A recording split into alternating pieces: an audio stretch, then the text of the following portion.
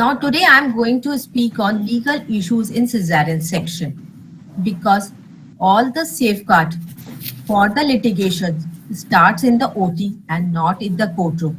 We have to have everything documented before going for the surgery. All the OT notes should be written after the surgery and everything should be completed in details because ignorance of law is not an excuse. We should know all the legal implications of the actions we are doing. If we are doing an emergency cesarean section and we have taken the consent, we just many times ask the patient to sign, but we don't explain the patient appropriately why we are doing, what will be the complication, what are the alternative treatments. The patient can sue us.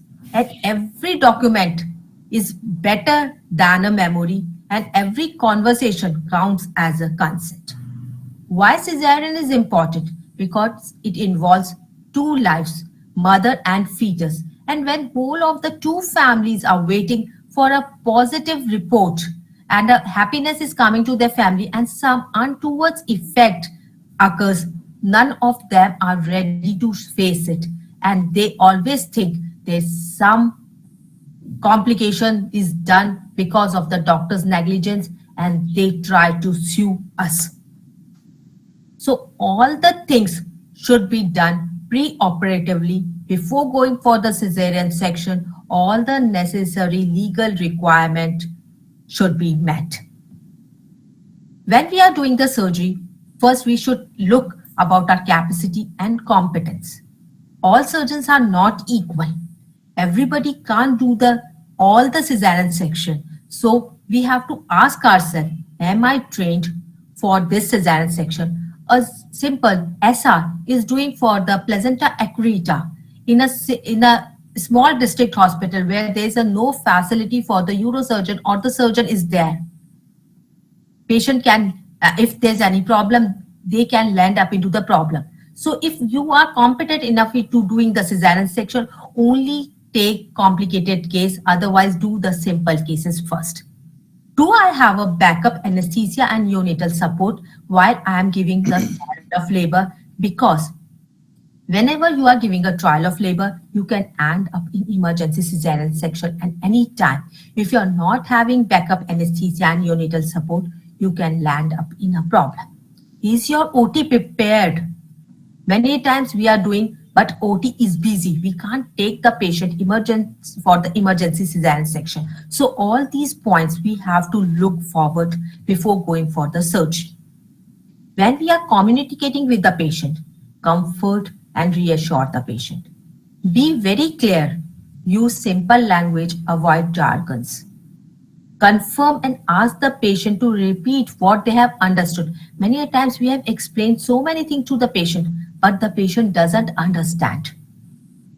Talk and explain properly and softly to attendants, first line of treatment and second line of treatment as per situation. Explain all the possible risk regarding mother and baby. We have to explain the condition for both, because even though the cesarean section is the surgery done on the mother, but the condition of baby is also very important.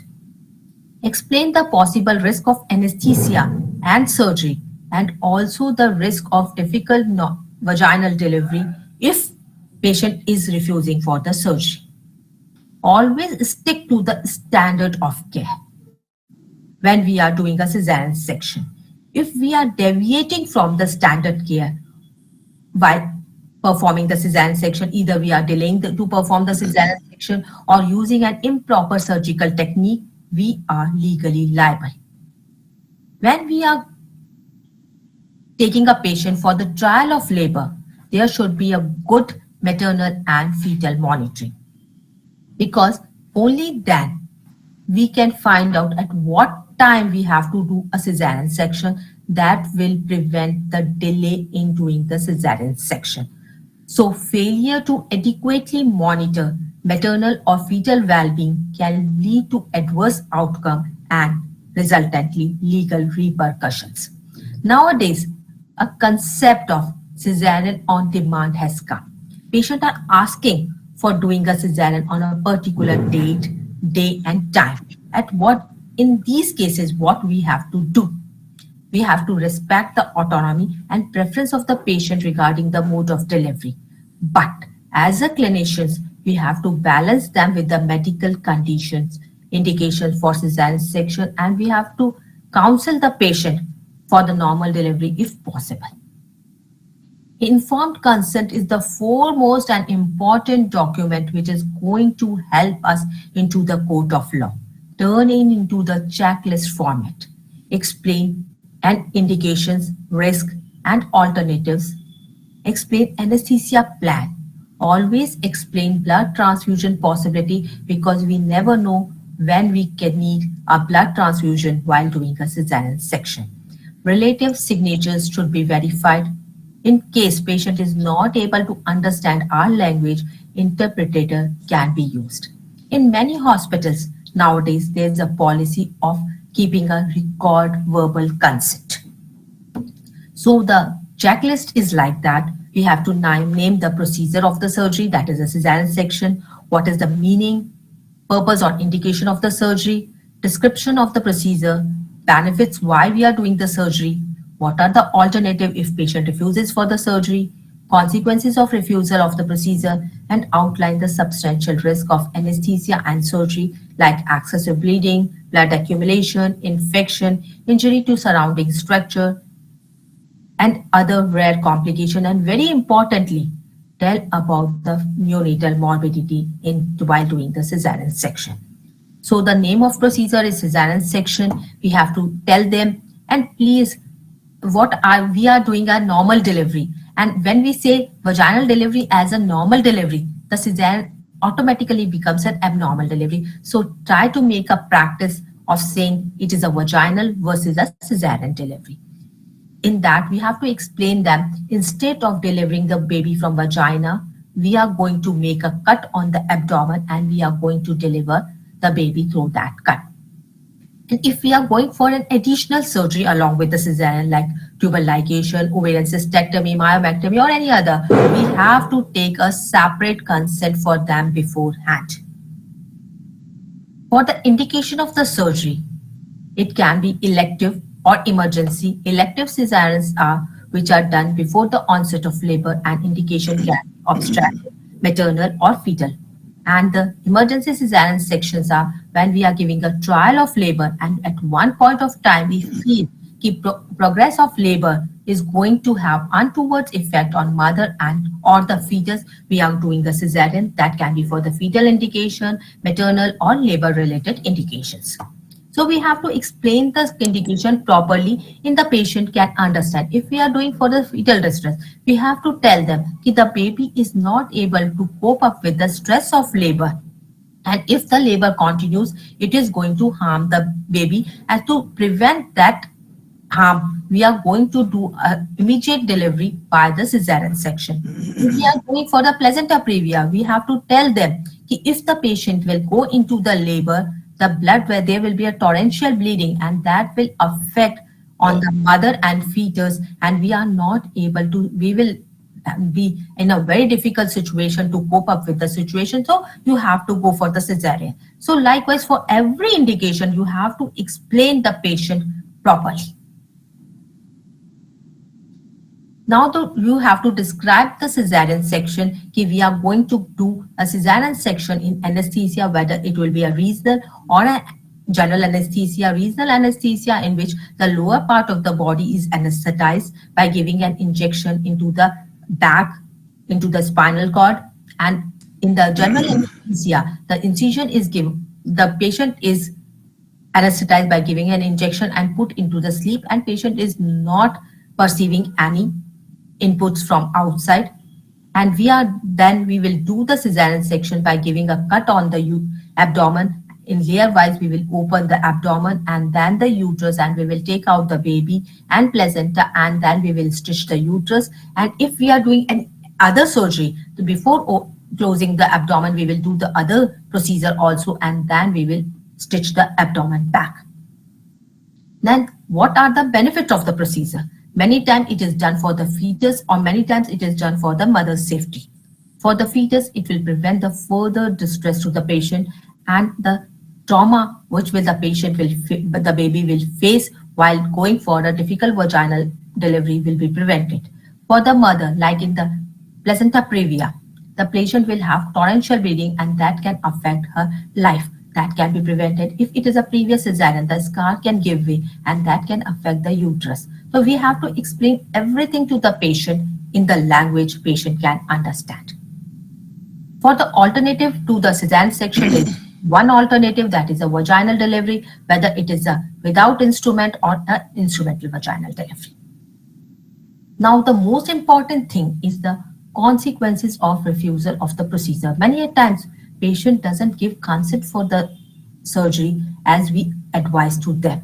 So, if we have to tell them, if surgery is not done into the time, if you delay the time of the for the surgery, it can harm to the mother or the fetus. Likewise, if the baby is into the distress will be prolonged and the baby can suffer asphyxia later on. If it is for the mother, the more the bleeding, it will be very difficult for us to cope up with that condition.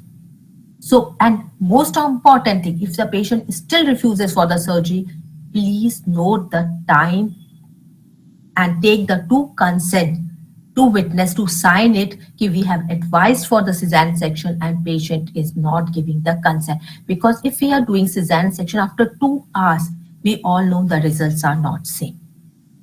Then we have to tell them about the substantial risk. Never give a guarantee, because even though medical science is so advanced, but none of the surgery is without the complications. Complication likes to occur even with the surgery or with the anesthesia. With the anesthesia, they can be simple like drowsiness, vomiting, weakness or throat pain. Or for the spinal anesthesia, there is simple spinal headache, weakness, numbness, and very rarely there can be paralysis or paralysis of the lower part of the body. For the surgery, bleeding is an important thing, whether it is in the form of the PPH, that is the blood is accumulated into the uterus. We have to tell the patient in that case we can do a medical management, and if it fails, it needs a surgical management, and for that there can be conservative surgical management, or rarely we need an hysterectomy to be done.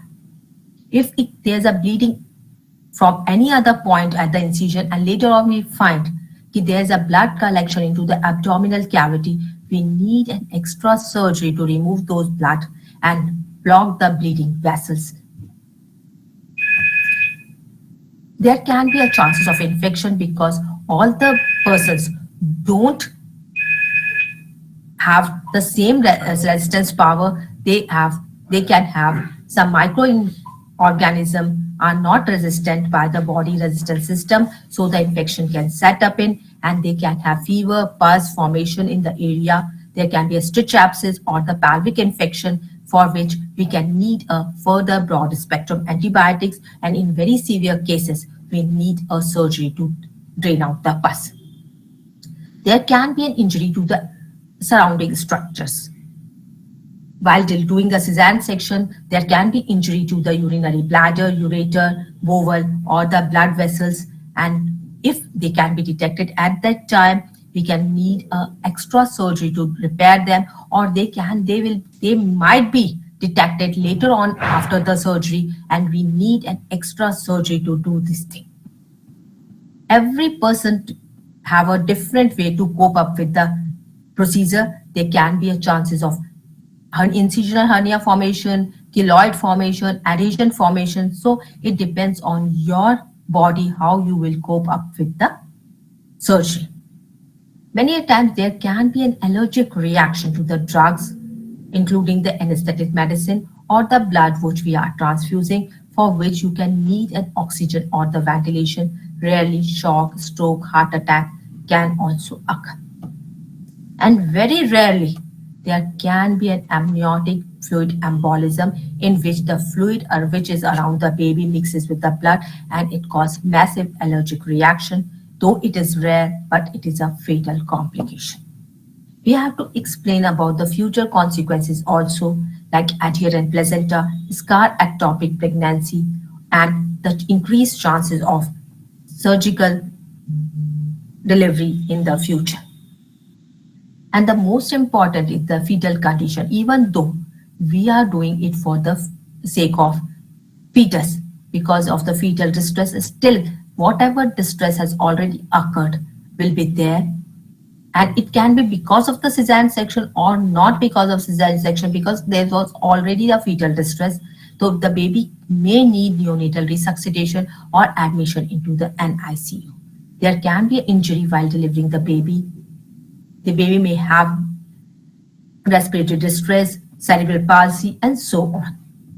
So after explaining all these things, we have to take an undertaking in which name, age, address of the patient, and name, age, address of the relative who is going to sign was should be written, the name of the doctor, procedure what the doctor is going to do, name of the anesthesia, and the type of anesthesia the anesthetist is going to do should be written properly. Second, you have to take the consent for anesthesia. Never do a cesarean section without taking the consent for the anesthesia. The pre-anesthetist checkup was done by this doctor on this date, and I was personally counseled about the anesthesia and was given a leaflet that had detailed information about anesthesia regarding what is the nature and procedure of the anesthesia technique, its purpose and benefits and effect, alternative, and outline of the substantial risk and adverse consequences of refusing the anesthesia techniques. Then we have to take an authorization letter also, because many a times we may need an extra surgery or we have to have an extra anesthesia, whether patient we are doing in the spinal anesthesia and we have to convert it to the general anesthesia, and patient is not in the condition to give a valid consent at that time. Any person with whose relation with the patient is given can give a proxy consent on the patient's behalf. We have to take the consent for additional surgeries what we are doing along with the cesarean section beforehand. Always take the consent for blood and blood product transfusion. Never do blood transfusion without the consent of the patient, and explain about the benefits, purpose, effect, alternative, and substantial risk involved in it. Whether we are not using for the photographing, we have already discussed about it, but you have to take the consent for the observing, photographing, or televisioning of the surgery for the medical, scientific, or educational purpose, provided the patient identity is not revealed by the picture or by descriptive text, because many a times we can do a retrospective study on something and the patient can sue us. And never give a guarantee, because medical science is not perfect and has limitation. Always add a line, the medical science is not perfect and no guarantee about the result and outcome can be given. Ask the patient to sign on for full cooperation to us to follow the instructions and recommendation about the care and overall treatment. Confirm that all the informations given by the patient is accurate and relevant, and about the previous surgery, medical history, previous alignment, and allergies. And apart from that, general information, write down the specific problem the patient is suffering that can affect the surgery, and it can be written by the anesthesiologist also. Always add a word. I was encouraged to ask questions related to disease and the procedure, operation, and anesthesia, and all the questions and queries were answered to my satisfaction. Regard whether it is a cesarean consent or the anesthesia consent, and I have understood the above information in the language that I understand, and I am giving my free consent willingly with sound mind, without any undue influence, coercion, fraud, misinterpretation of fact, or mistake of facts. Then you have to take the sign of the patient, one of the patient relative as a witness, signature of the doctor, and one of the witness from doctor's side. So if we have this type of a consent, it is definitely going to save us in the court of law. Whenever there is a maternal and fetal conflict, we have to balance the right and well-being of both parties while adhering to legal and professional standards. Many times we are doing a cesarean section for fetal distress, but the patient refuses. That is going to harm for the fetus. But patient says she wants more of the trial. Please give a trial for 1 more hour. Document refusal with 2 witnesses. Inform senior doctors, ethical or legal committee in your hospital, and never operate without consent unless it is life saving. Documentation is a very, very important thing, and never spare a single effort to make the documentation less. You have to give a full time to documentation. It is a legal shield box for us. Record time of decision for the cesarean section. Note reason why the delay is there. Document for the fetal and maternal monitoring so that we can say why we have done for the emergency cesarean section, and mention all the team member names present during the cesarean section into your notes. And always write the patient understood and consented in the vernacular language. Team communication is very important. All the time, same message should go from all the team members, because if there's any difference, we can land up into a problem. So there always should be a right person, right time, and right note should be there. Checklist for every team member. Role assignment should be very clear, which person will do what thing. There should be a brief huddle before giving the incision in the cesarean section, and before signing out, confirm for the sponge count, specimen label, and post-operative plans. Always keep your medical record ready, because and add a summary sheet of the patient discharge into your case sheet, and the patient can ask for it anytime when the patient requires, and never alter your record. Use addendum with date and time. In last, I just want to say, prepare and prevent without consent, with consent, clarity and care. Always take full consent, be clear, and give full care to the patient, so that we will never land up into a problem. A spill, a slip, and a coat trip. Whenever there is a problem or the patient feels we have done something wrong because of the miscommunication, we will definitely face a coat trip. Never shortcut cuts the life short. A 2 minute explanation can save a litigation. So always take time to explain your patient before going the surgery. Always the senior doctor before going for the operation theater should talk to the attendants about the condition of the patient. Your 2 minutes can save your life. Carefulness costs us nothing, but carelessness can cost us our life. Always be careful while doing surgery, taking the consent, and never find a shortcut. Never give safety a day off. Always take every case. Any case can go in the litigation. Keep your records complete. Take full consent. Never think this is a simple case, nothing is going to happen. I just quickly write down the short notes. No, you never know when you can face a case in the court of law. At that time, our documents are going to help us. In the last, I just thank everyone for the patient listening. Thank you very much.